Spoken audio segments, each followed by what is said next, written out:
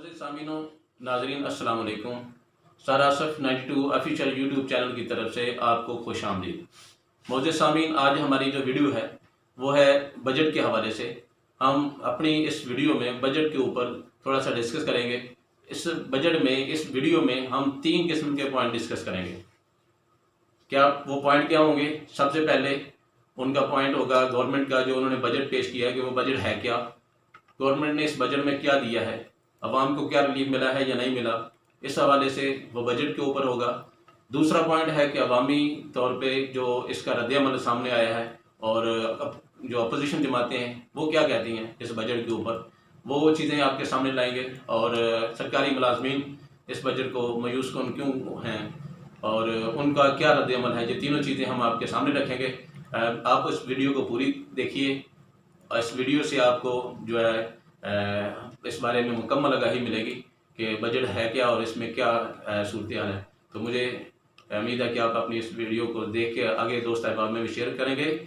और इस चैनल को आगे बढ़ने से पहले आप जो है सब्सक्राइब कर दें। अगर चैनल को सब्सक्राइब नहीं किया हुआ तो वीडियो को भी ज़रूर लाइक कीजिएगा, बेल आइकन को क्लिक कीजिएगा। आइए चलते हैं हम अपनी वीडियो की तरफ।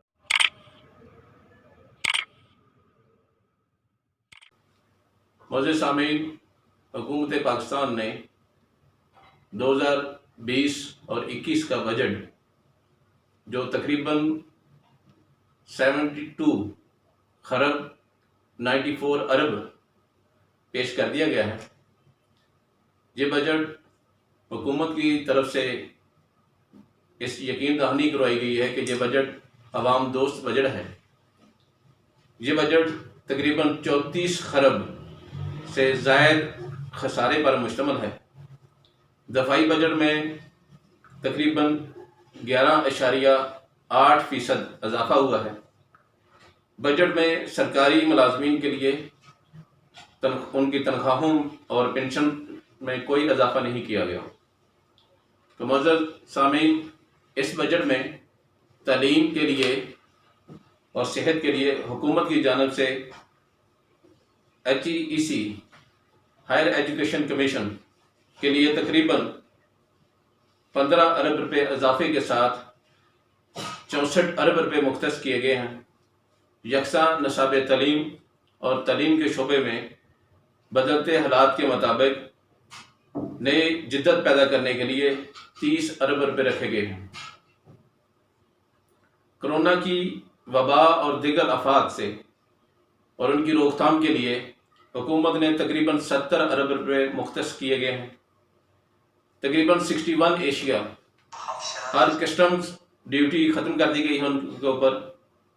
इसके अलावा 75 अरब रुपये तिब्बी आलात की ख़रीदारी के लिए रखे गए हैं, जिनमें हिफाजती लिबास है, तिब्बी शोबा के लिए मुख्तलिफ चीज़ें जो हैं वो ख़रीदने के लिए और उनको परचेज करने के लिए जो चीज़ें हैं तिब्बी शोबा के मतलब उनके लिए ये रकम रखी गई है। इसके अलावा उन्होंने कहा कि कोई नया टैक्स नहीं लगाया गया। तकरीबन AJK आज़ाद जम्मू कश्मीर के लिए उन्होंने 72 अरब रुपये रखे हैं। बल्तिस्तान गवर्नमेंट के लिए तकरीबन 32 अरब रुपये रखे गए हैं। सिंध के लिए 19 अरब रुपये रखे गए हैं और KPK में वो अजला जो उसमें जम किया गया उनके लिए 56 अरब रुपये रखे गए हैं। बलूचिस्तान के लिए 10 अरब रुपये इस बजट में रखे गए हैं।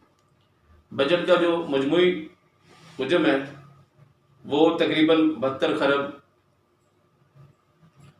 और 94 अरब रुपये है, जिसमें आमदनी का मजमूई तखमीना जो है वो तकरीबन 63 खरब 14 अरब जो टैक्स से जो है वो वसूल किया जाएगा वो रखा गया है। आमदन में तकरीबन 36 खरब 99 अरब ये तकरीबन 37 खरब रुपया बन जाता है, जो कि तरक्याती अखराजात का तखमीना भी 70 अरब रुपये लगाया गया है। नया पाकिस्तान हाउसिंग स्कीम के लिए तकरीबन 208 अरब की रकम मुख्तस की गई है। इसके अलावा मुख्तलिफ शोबों में टैक्स को छूट दे दी गई है और कर्ज जिसमें छोटे कर्जे हैं कारोबारी हजरात के लिए उनके लिए 800 अरब जो है वो मुख्तस किए गए हैं।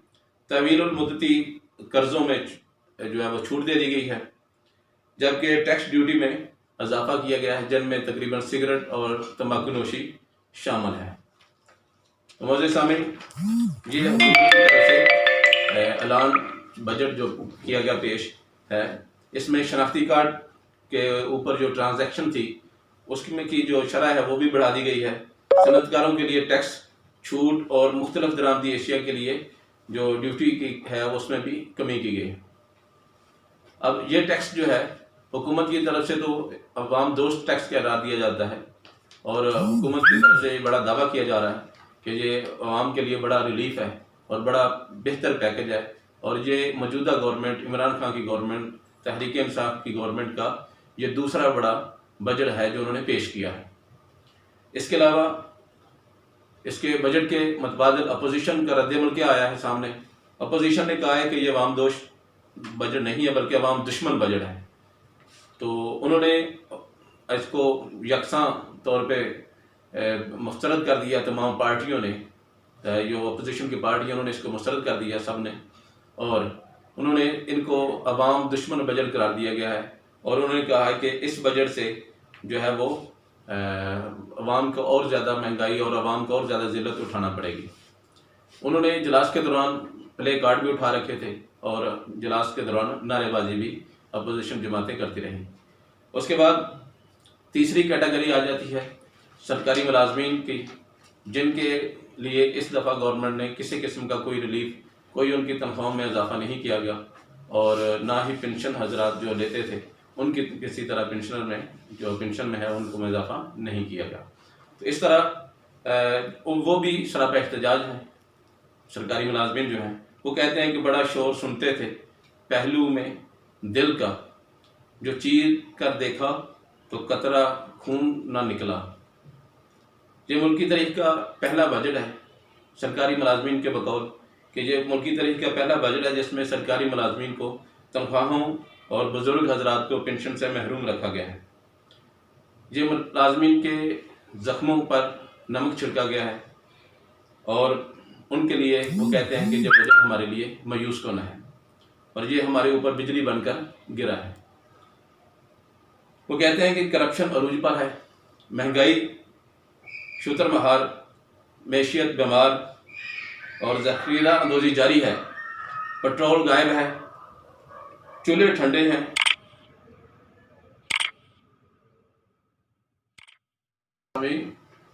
سرکاری ملازمین کی جو احتجاج ہے اس میں ایک بزرگ جو پنشنر ہیں، پنشن لیتے ہیں، جب ان کو یہ خبر دی گئی کہ حکومت نے اس دفعہ کسی قسم کا کسی کو سرکاری ملازمین کو کوئی ریلیف نہیں دیا، نہ ہی ان کی تنخواہیں بڑھائی گئی ہیں، نہ ہی ان کو ان کی پنشن میں اضافہ کیا گیا ہے، کیونکہ حکومت کا کہنا ہے کہ قومی خزانہ جو ہے وہ خالی ہے، معیشت کا برا حال ہے، جس وجہ سے ہم اس دفعہ اضافہ نہیں کر رہے۔ تو جب وہ بزرگ کو یہ بات ان کے تک پہنچی تو انہوں نے کہا کہ بھئی اصل بات یہ ہے، انہوں نے ایک کہانی کی صورت میں بزرگ نے کچھ کہا، آئیے ہم وہ آپ کو بتاتے ہیں بزرگ نے کیا کہا۔ بزرگ کہتے ہیں کہ ایک آدمی تھا، اس کی بھینس نے دودھ دینا بند کر دیا۔ وہ بندہ بڑا پریشان ہوا کہ میری بھینس دودھ دینا بند کر دیا۔ وہ اس کو ڈاکٹر کے پاس لے جاتا ہے، ڈاکٹر اس کو ٹیکے لگاتا ہے، اس کو دوائی دیتا ہے، لیکن پھر بھی اس کی جو بھینس وہ دودھ نہیں دیتی۔ بالآخر وہ کسی شاجی کے پاس جاتا ہے، پیر کے پاس چلا جاتا ہے۔ اب وہ پیر اور شاجی صاحب جو ہیں وہ بڑے اس کے اوپر ٹوٹکے استعمال کرتے ہیں، وہ اس کو دم وغیرہ کرتے ہیں، لیکن بھینس نے پھر بھی دودھ نہیں دیتی۔ بالآخر کرتے کرتے وہ کسی سیانے کے پاس پہنچتا ہے، تو وہ سیانے جو ہیں اس نے بھی اس کو بتائی، طریقہ کار بتایا، اس کی خوراک کا اضافہ کیا، بڑا کچھ اس نے کر لیا، لیکن کچھ اس کو حاصل نہ ہوا۔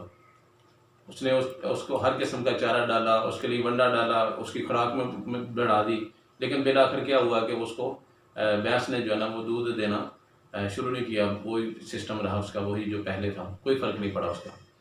تو پھر کیا ہوا، پھر وہ کہتا ہے کہ میں اس کو لے جاتا ہوں بیچنے کے لیے، کہ جب بالآخر مجھے اس سے حاصل ہی کچھ نہیں ہو رہا تو میں اس کو فروخت کر دیتا ہوں تاکہ اس سے جان ہی چھوٹے۔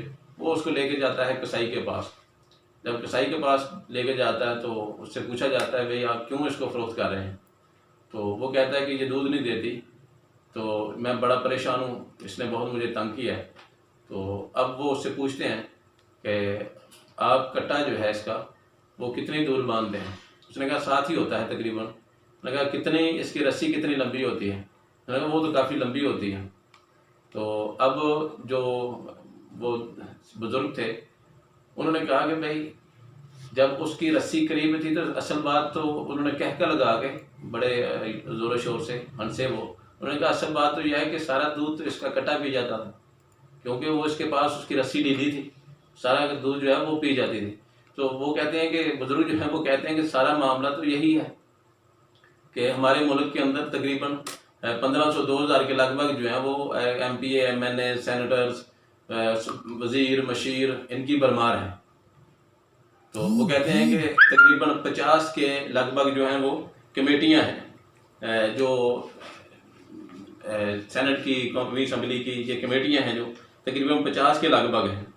اب ہر کمیٹی کا جو ہے نا وہ ایک چیئرمین بھی ہوتا ہے، اور ان کے لیے 2-2 کروڑ کے روپے جو ہے نا ان کے دفتروں کے اخراجات ہوتے ہیں، اور ہر چیئرمین کے لیے 1,70,000 روپے جو ہے وہ تقریباً ماہانہ ان کو تنخواہ بھی دی جاتی ہے۔ اسے گریڈ 17 کا ایک سرکاری طور پہ سیکٹری بھی پیش کیا جاتا ہے، اور گریڈ 15 کا ایک سٹینو بھی اس کو دیا جاتا ہے۔ ایک نائب قاصد 1500 سی سی گاڑی اور 600 لیٹر پیٹرول ماہانہ رہائش ان کو ملتی ہے، رہائش کے سارے اخراجات، اور اس کے علاوہ اس کو اور بے شمار قسم کی سہولیات دی جاتی ہیں۔ ان کو جہاز کے ٹکٹ ہوتے ہیں، بل گیس معاف ہوتی ہیں، ان کو بجلی کے اور گیس کے بل جو ہیں وہ ان کو معاف ہوتے ہیں، اور ایک اندازے کے مطابق یہ کمیٹیاں اب تک خربوں روپے جو ہیں وہ اس کٹے کی طرح دودھ پی چکی ہیں۔ تو وہ کہتے ہیں کہ جس طرح یہ کمیٹیاں، یہ M P A M N A senator مشیر وزراء یہ سارے اگر یہی دودھ پیتے جائیں گے تو عوام کو کیا ملے گا؟ عوام کے لیے تو یہی ہوگا کہ خزانہ خالی ہے، معیشت کا برا حال ہے۔ وہ کہتے ہیں کہ یہی سنتے آ رہے ہیں، کسی گورنمنٹ نے آج تک یہ نہیں کہا کہ ہمیں خزانہ جو ہے وہ فل ہے، بڑھا ہوا ہے، اب کسی قسم کا کوئی ہمیں اس کا ڈر خوف نہیں ہے۔ ہم 72 سال سے یہی سنتے آ رہے ہیں کہ خزانہ خالی ہے، معیشت کا بہت برا حال ہے، اور جب عوام کی باری آتی ہے تو یہ نعرے وہ لگاتے ہیں، لیکن جب ان کی اپنی باری ہوتی ہے تو رات کے اندھیرے میں ہی وہ اپنے جو ہے بل بھی پاس کر لیتے ہیں، راتوں رات وہ سارا کچھ قانون سازی کر کے جو ہے نا وہ اپنے لیے 200% بھی اضافہ کر لیتے ہیں، 400% بھی اضافہ کر لیتے ہیں اپنی تنخواہوں میں، لیکن جب عوام کی باری آتی ہے تو اس وقت یہ رونا رو جاتا ہے۔ تو معزز سامعین، میں نے آپ کو یہ تینوں کیٹیگریز آپ کے سامنے رکھیں۔ نمبر 1، گورنمنٹ نے بجٹ کیا پیش کیا، گورنمنٹ کیا کہتی ہے۔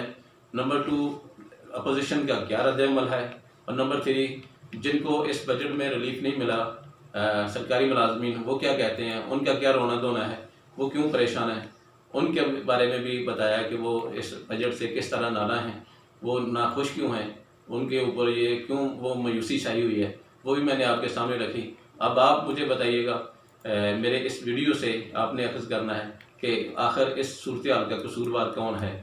عوام قصوروار ہیں جو 72 سال سے یہی سنتے آ رہے ہیں کہ خزانہ خالی ہے، حکمران قصوروار ہیں کہ جو ہر دفعہ خزانہ خالی رکھتے ہیں، یا کچھ اور معاملہ ہے؟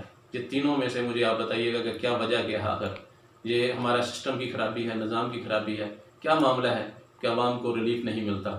کیونکہ موجودہ گورنمنٹ نے جو ریلیف دینے کا فیصلہ کیا وہ بھی نہیں ملتا۔ پیٹرول کی قیمتیں کم ہوئیں لیکن اخراجات اسی طرح، کوئی مہنگائی میں کمی نہیں آئی، نہ ہی اس دوران کرایوں میں کمی پیشی ہوئی، بلکہ کرایوں میں مزید اضافہ ہی ہوا۔ بلکہ وہ کیسے کہ جو سٹاپ ٹو سٹاپ 10 روپے پہلے کرایہ تھا، لاک ڈاؤن کی وجہ سے انہوں نے بڑھا دیا، انہوں نے اور 10 کی بجائے 20 کر دیا۔